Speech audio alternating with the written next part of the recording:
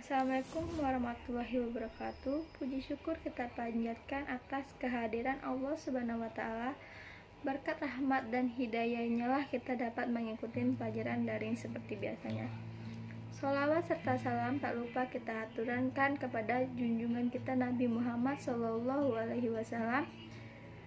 Pelajaran kali ini dapat terlaksanakan berkat anugerah yang dilimpahkan dalam bentuk kesehatan. Dan saya menyampaikan terima kasih kepada Ibu Im Mas'ul Jannah MA selaku dosen pengampu mata kuliah tafsir yang telah memilih saya untuk mempresentasikan PowerPoint yang berjudul Penitisan Agama. Langsung saja untuk mempersingkat waktu, sebelumnya izinkan saya memperkenalkan diri. Nama saya Salvia Miranda dari Prodi Pemikiran Politik Islam semester 3. Di sini saya akan menjelaskan beberapa poin-poin yang terdapat dalam PowerPoint saya. Yang pertama ialah pengertian penitisan agama. Yang kedua adalah penitisan agama menurut agama. Yang ketiga jenis-jenis penitisan. Dan yang keempat undang-undang yang mengatur penitisan agama. Langsung saja saya akan membahas poin yang pertama, yaitu pengertian penitisan agama. Kata menista berasal dari kata nista, yang sebagai pakar mempergunakan kata celaan. Perbedaan istilah tersebut disebabkan pengguna data dalam menerjemahkan kata. Sanad dari bahasa Banda, nista berarti hina, cela, rendah.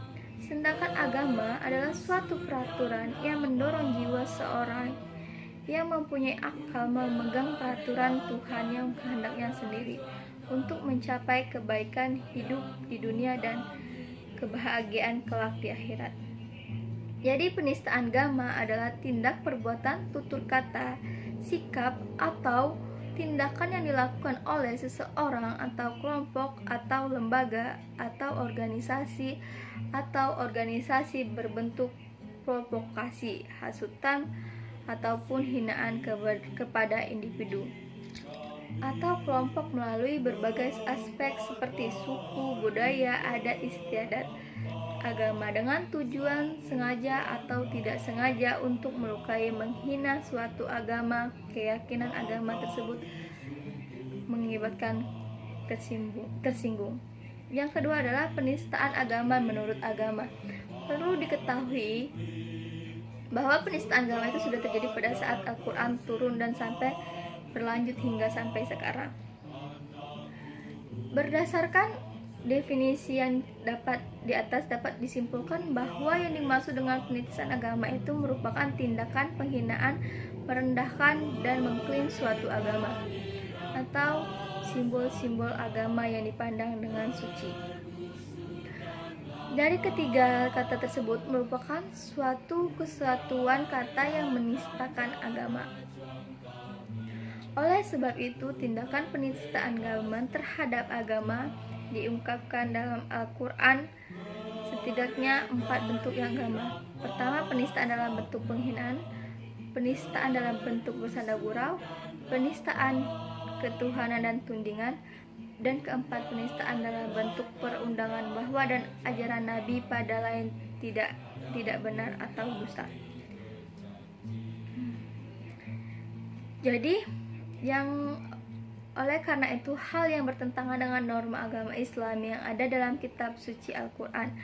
Sedangkan dalam pasal undang-undang terdapat dalam Undang-Undang Nomor 1 PNPS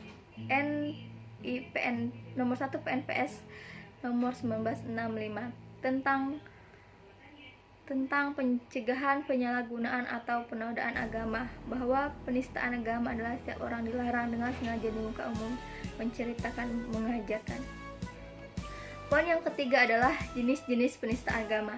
Di sini adalah 2 bentuk jenis penistaan agama. Yang pertama adalah verbal dengan kata-kata ucapan, dan yang kedua adalah non-verbal, tidak menggunakan ucapan. Yang pertama saya akan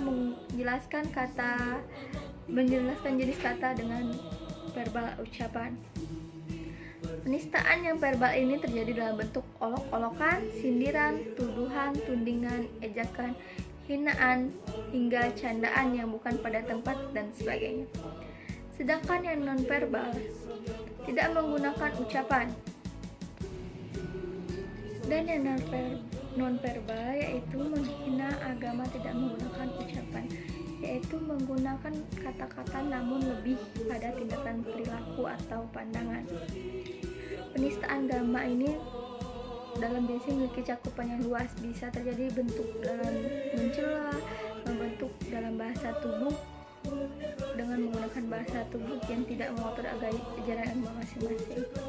Dan poin yang keempat adalah undang-undang yang mengatur penistaan agama, yaitu penetapan Presiden Republik Indonesia nomor 1 tahun 1965 tentang pencegahan penyalahgunaan dan atau penodaan agama. Presiden Republik Indonesia menimbang bahwa dalam rangka pengamanan negara dan masyarakat, cita-cita revolusi nasional dan pembangunan nasional semesta menuju ke masyarakat adil makmur perlu mengadakan peraturan untuk mencegah penyalahgunaan atau penodaan agama. Yang satu adalah pasal 29 Undang-Undang Dasar, yang kedua adalah pasal aturan peralihan Undang-Undang Dasar, 3 penetapan Presiden nomor 2 tahun 1962, Lembaran Negara tahun 1962 nomor 34. Dan yang keempat adalah pasal 2 ayat 1 ketetapan MPRS nomor 2 MPRS tahun 1960. Demikianlah paparan yang dapat saya jelaskan pada materi penistaan agama kali ini. Lebih dan kurangnya saya mohon maaf. Apabila ada yang kurang jelas, saya juga mohon maaf. Apabila salah kata, saya mohon maaf. Pada Tuhan saya mohon ampun. Demikianlah presentasi ini saya akhiri. Wabillahi taufiq wal hidayah. Wassalamualaikum warahmatullahi wabarakatuh.